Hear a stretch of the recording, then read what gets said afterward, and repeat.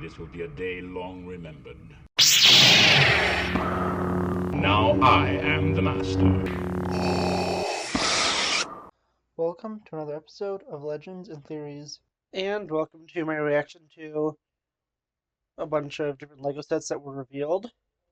It's mainly Star Wars, Marvel, and DC. I did want to look quickly at the Pac Man one, which I thought looked cool, but I'll explain when I get to that, but let's go straight into it. Starting off, we have one that has already been released. I just realized I never did one talking about it, and this is the TIE Interceptor versus Fang Fighter.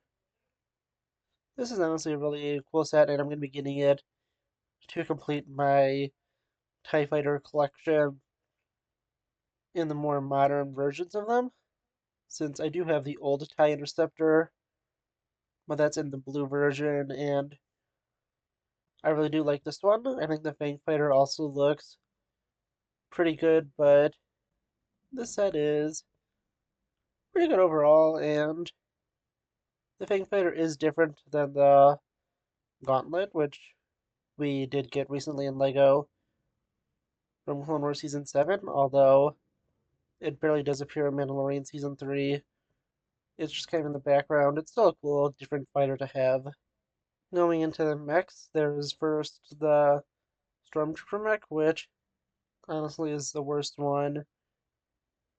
There's nothing really special about it, and I'm probably not going to get this unless I want to get that Imperial logo piece. I don't think it looks really well, but the Imperial logo piece so it should be printed does look really nice, so that's really the only advantage that this set has, and it would be cool to maybe make some kind of ISB thing, or I feel like that is more an ISB color, but besides that, nothing special about it. Up next is the Darth Vader mech, and honestly, this one, it still looks okay. I don't love the look of it, and I don't really think Darth Vader needs a mech. The lightsaber looks decent enough, but this isn't, one of my personal favorites, and there's only one of these mechs that I want to get, and there's a very good reason for it. But the only reason I will get this one is if I want to get an extra Darth Vader with the arm printing, since it's really cheap. I think this is like $10 or $15.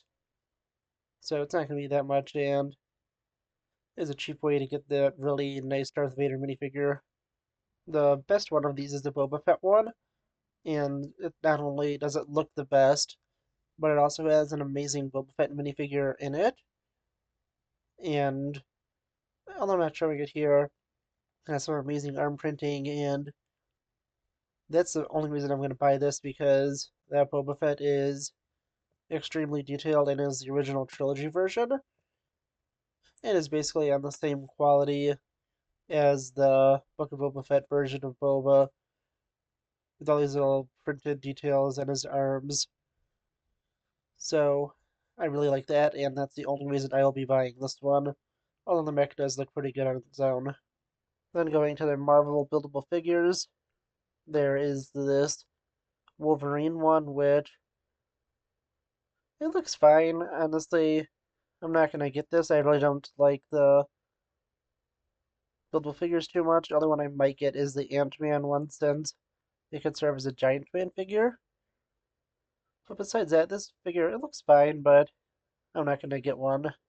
The worst set in this entire list is this Captain America, and it looks awful.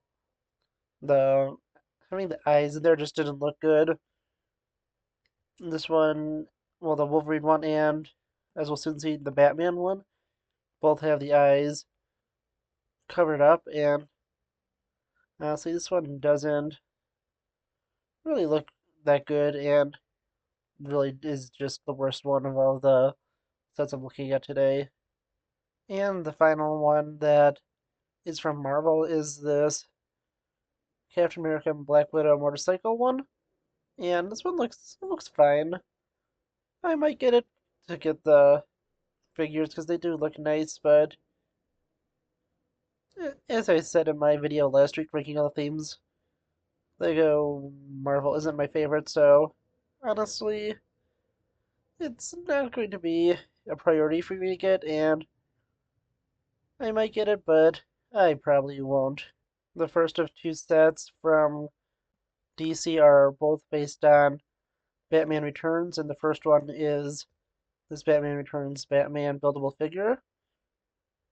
It looks good, but again, I'm not going to be getting any of the buildable figures, and it's something I really want to have in my collection, although I think it does look the best of these figures.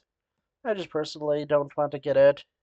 The final DC set is the Batcave Shadow Box, and although I think it looks really nice, I personally am not going to be buying it for its price range.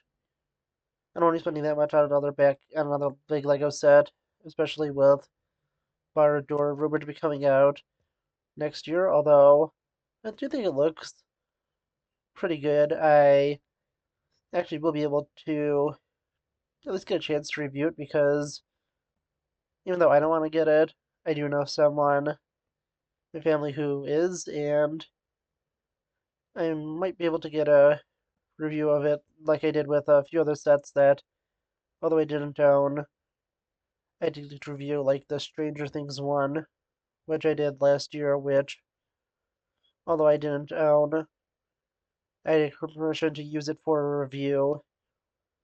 And I like doing that for some of the sets that, although I don't own them, I think they look cool and do manage to get reviews of them. I don't know when that review will be because we're not going to be buying it immediately, but it will eventually come out, so I'll eventually will be able to get a review of this. The figures also look really good, and I think that the Batmobile also is pretty cool, although there is also potentially going to be another Batmobile set that releases this year, so that's based off the same film, so I'm not sure if that's still going to happen or if it's not, but it looks pretty good, and I will be getting that Batman figure from the polybag, which I'm not going to show here, but I'm going to look around for it, and once I eventually get it, I'll do a little review. I might get a few to put up the little gargoyles everywhere, but I think it looks really cool and impressive.